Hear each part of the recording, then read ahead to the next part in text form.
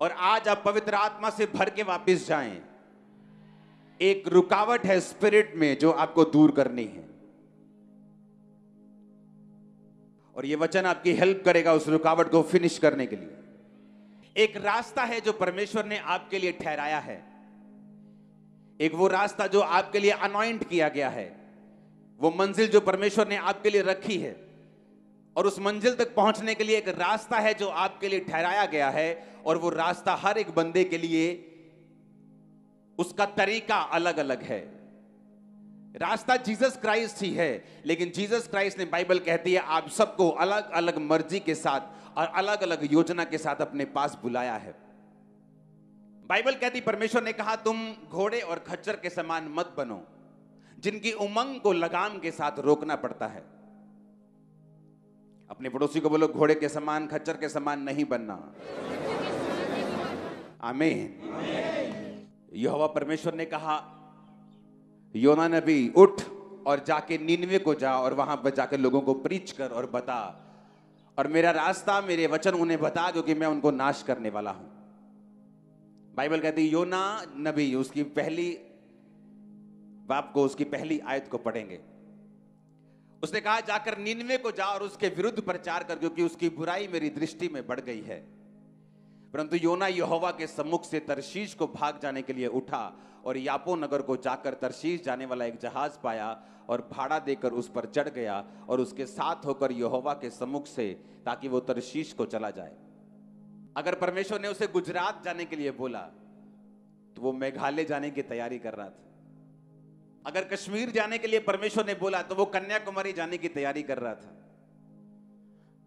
और वो परमेश्वर से भागा, और जिस समुद्र में वो सफर कर रहा था, उस नाव को, उस समुद्री जहाज को परमेश्वर ने एक लहरों में फंसा के एक तूफान में फंसाया। और जब सब मरने लगे तो सबने चिट्ठी डाली कि ये मुसीबत किस वजह से हम पे आई है, और चिट्ठी योना के नाम की निकली।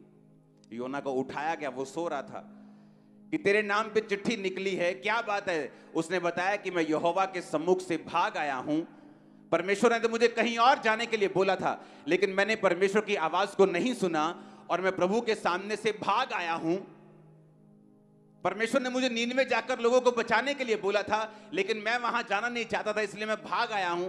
उन्होंने कहा, तेरे कारण ये विपत्ति पड़ी। योना ने कहा, हाँ, मेरे कारण पड़ी है, और अगर तुम मुझे उठाकर समुद्र में फेंक दोगे तो अभी समुद्र की लहरें जो हैं होगी वो शांत हो जाएंगी। और जब उन्होंने योना को फेंका, लहरें शांत हुई। बाइबल कहती, जब योना डीप समुद्र के अंदर चला गया, जब अंदर भी समुद्र के पहाड़ होते हैं, अंदर भी, अगर आपको मालूम हो तो माउंट एवरेस्ट से भी ऊंचा पहाड़ समुद्र के नीचे।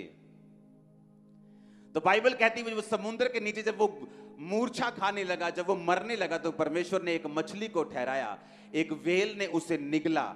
और बाइबल कहती है, वो मछली के पेट में 3 दिन और 3 रात रहा, और अंदर से परमेश्वर के पास प्रार्थना करता रहा, क्योंकि उसे मालूम था कि परमेश्वर ने उसे एक और मौका दिया है।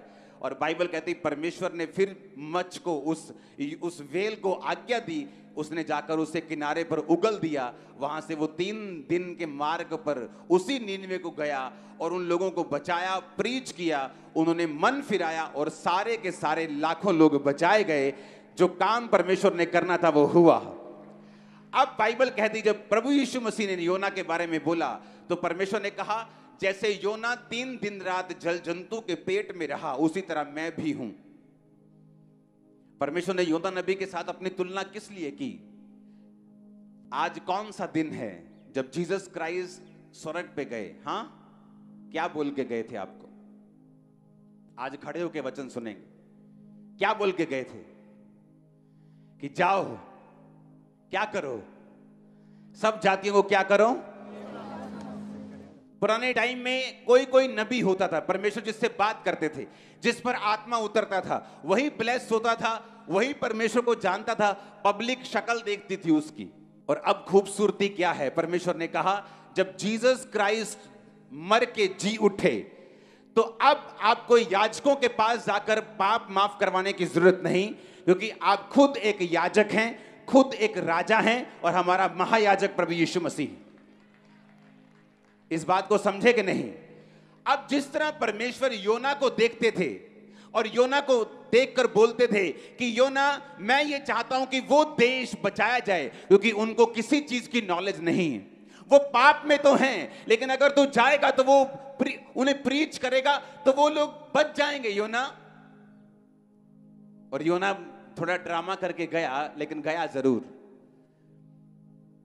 मैं आपको इसलिए ये बात बता रहा हूं क्योंकि जब परमेश्वर भविष्यद्वक्ताओं को कोई बात बोलता था तो परमेश्वर जब वो बात को नहीं सुनते थे तो लगाम के साथ, जब घोड़ा मुड़ता नहीं इशारे में तो क्या करनी लगाम खींचनी पड़ती उसकी। और लगाम कहां होती उसकी? नाक के अंदर। जब लगाम खींचते हैं तो नाक में चोट लगती है, उसको दर्द